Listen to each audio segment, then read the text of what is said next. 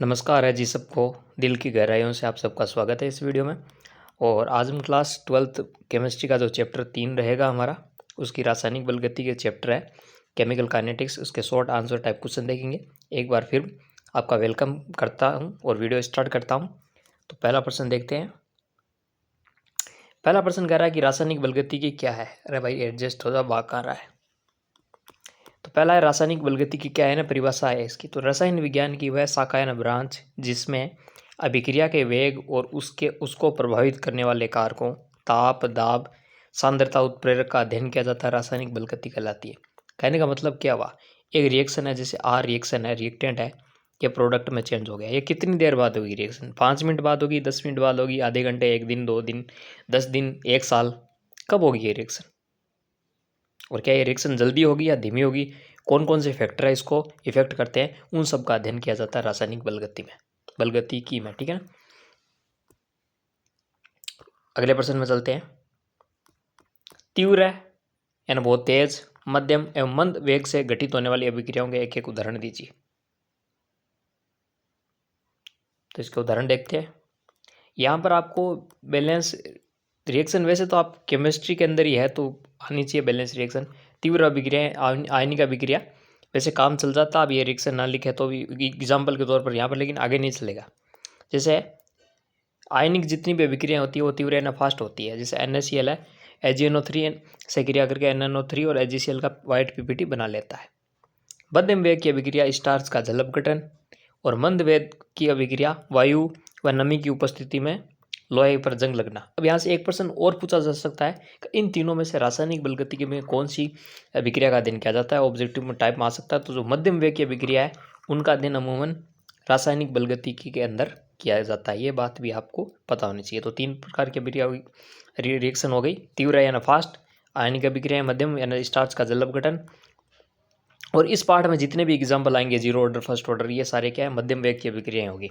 इसका अध्ययन इस चैप्टर में करेंगे। और मंद वेग की अभिक्रिया जिसमें कि टाइम लगे, वायु व नमी की उपस्थिति में लोहे पर जंग लगना, इसमें 2-4 महीने लग जाते हैं।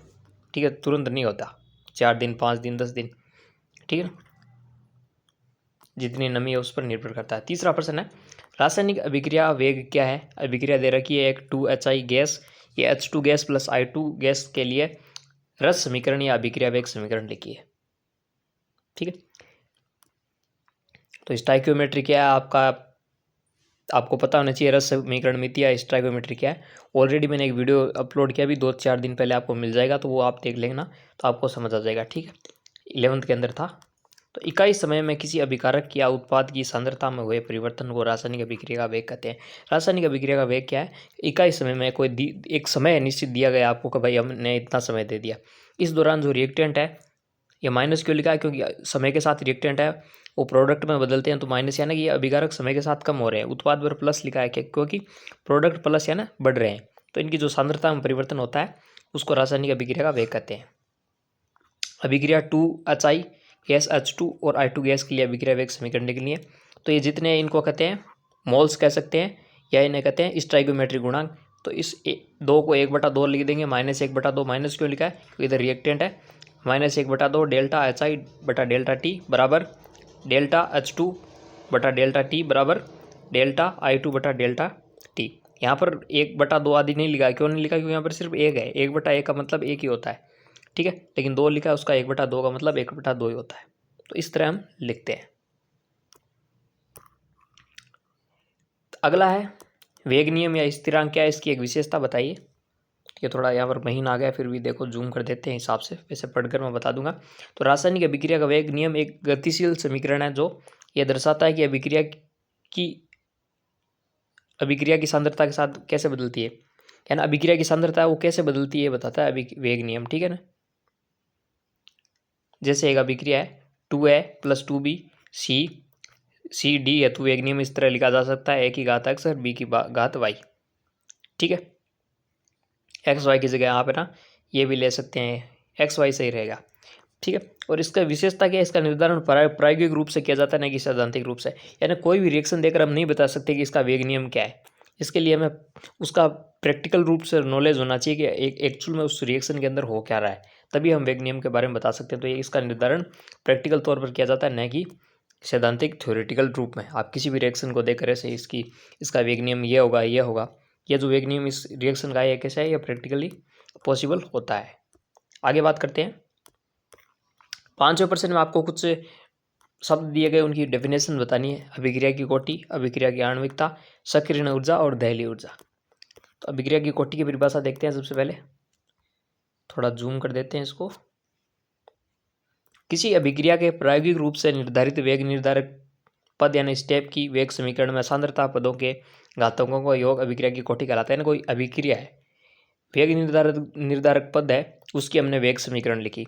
जैसे मैं बता दूं कि एक अभिक्रिया है, उसका वेग समीकरण हमने इस प्रकार लिखा, ax और y की घात b सही रहेगा, b की घात y।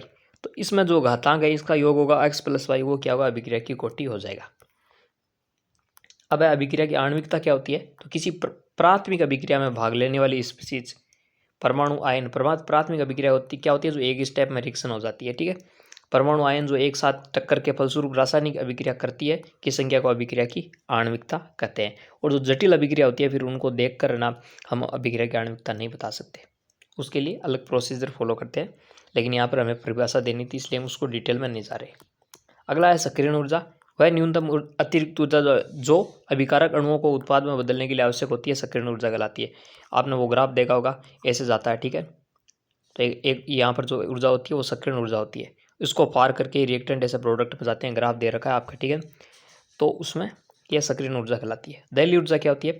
तो अभिकारक के सामान्य अणु की जो ऊर्जा होती है उसके अंदर सक्रियण ऊर्जा को जोड़ दें, यह संबंध पूछा जा सकता है 1 नंबर में। दहलीय ऊर्जा बराबर अभिकारक के सामान्य अणु की ऊर्जा प्लस सक्रियण ऊर्जा को ही दहलीय ऊर्जा कहते हैं। आगे बात करते हैं। अगला प्रश्न है कि मिलान करें। अभिक्रिया की कोटि दे रखी है, इधर वेग स्थिरांक की इकाई दे रखी है। अभिक्रिया की कोटि है 0 है, प्रथम है, द्वितीय, इधर वेग स्थिरांक की इकाई है। तो इसको मिलान करते हैं। ये देखिए, ए में 3 आएगा। 0 कोटि की अभिक्रिया की वेग स्थिरांक की इकाई पूछी जा सकती है आपसे, ये होगी मोल प्रति लीटर प्रति सेकंड।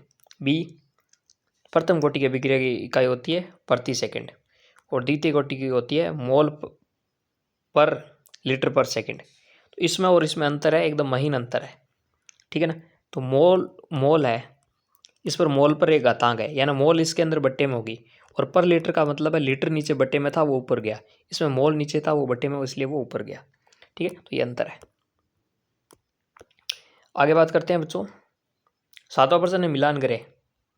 इधर अभिक्रिया दे रखी है, इधर कोटि दे रखी है। जैसे NH4NO2 इसको गर्म करें, N2 + 2H2 बनता है, इसकी कोटि बतानी है। तो इसकी कोटि हम देख लेते हैं। पहले के अंदर होगा 2, यानी जो NH2 अमोनियम नाइट्रेट का अपघटन है, ये प्रथम कोटि की अभिक्रिया का उदाहरण है। दूसरा है HI का Au की उपस्थिति में, Ag सिल्वर होता है, Au स्वर्ण की उपस्थिति में, Au की उपस्थिति में H2 राइटू का निर्माण। बी में हो जाएगा पहला, यह 0 कोटि की अभिक्रिया है। ठीक है, तीसरा है NO2 का अपघटन, तो NO2 का अपघटन हो जाएगी तृतीय कोटि की अभिक्रिया। और डी में FeCl3SnCl2 की अभिक्रिया है, ये होगी तृतीय कोटि की अभिक्रिया। तो ये मोस्ट है, वैसे तृतीय कोटि की आपसे पूछेंगे नहीं, आपके सिलेबस में नहीं है, लेकिन फिर भी आपको एक रिएक्शन ऐसे पूछ ले एग्जाम के अंदर कि तृतीय कोटि अभिक्रिया का एक उदाहरण दीजिए, तो ये उदाहरण आप याद रख लीजिए, एक बहुत है। ठीक है ना, वैसे पूछेंगे नहीं, वरना 1 नंबर में आपका 1 नंबर कटवा सकता है। बाकी ये मिलान था। ए में 2 हो जाएगा, बी में 1 हो जाएगा, सी में 4 हो जाएगा, और डी में 1 हो जाएगा। ठीक है, आगे चलते हैं। फिर अगला प्रश्न है कि 0 व प्रथम कोटि की अभिक्रिया हेतु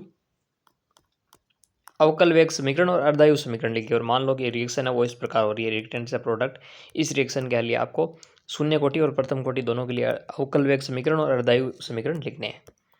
तो सबसे पहले बात करते हैं अवकल वेग समीकरण की। तो 0 कोटि के लिए हो जाता है dr/dt बराबर k, और प्रथम कोटि के लिए हो जाता है dr/dt बराबर -kr। तो यह अवकल वेग समीकरण है 0 और प्रथम कोटि के लिए। अर्धायु का निर्धारण किस प्रकार होता है? 0 कोटि के लिए होता है T12 बराबर R0/2k, प्रथम कोटि के लिए हो जाएगा T12 बराबर 0.693/k। ये इनके अर्धायु समीकरण। फिर चलते हैं अगले वीडियो में। क्या अगले प्रश्न में, छद्म कोटि की अभिक्रिया क्या है, एक उदाहरण दीजिए। तो ऐसी अभिक्रिया जिसमें अभिकारक के अभिकारक तो दो होते हैं ना, रिएक्टेंट तो दो होते हैं, लेकिन अभिक्रिया की कोटि केवल एक अभिकारक की सांद्रता से प्रभावित होती है, सदम कोटि की अभिक्रिया कहलाती है। यानी यहाँ पर रिएक्टेंट तो दो भाग ले रहे हैं, लेकिन जो अभिक्रिया की कोटि है वह क्या होती है, एक रिएक्टेंट की सांद्रता से ही प्रभावित होती है, दोनों प्रभावित नहीं करती। इसको कहते हैं सदम या नकली कोटि की अभिक्रिया। ठीक है, सदम का अर्थ ये होता है नकली। एस्टर का अम्लीय जल अपघटन, इसका उदाहरण है जैसे कि एस्टर है, यह जल के साथ क्रिया करके एसिटिक अम्ल बनाता है और एथेनॉल बनाता है। तो अभिक्रिया का जो वेग है वो इस पर निर्भर करेगा, किस पर, एथिल एसीटेट या एस्टर पर निर्भर करेगा, न कि जल पर।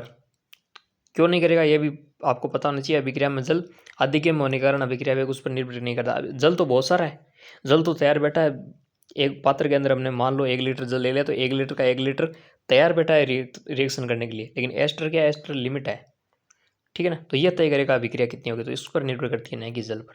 ठीक है, अगला है 10वां प्रश्न, आर्यनीस समीकरण लिखिए। तो आर्यनीस ने कहा था ताप में वृद्धि के साथ वेग स्थिरांक में चरघातांक की वृद्धि होती है।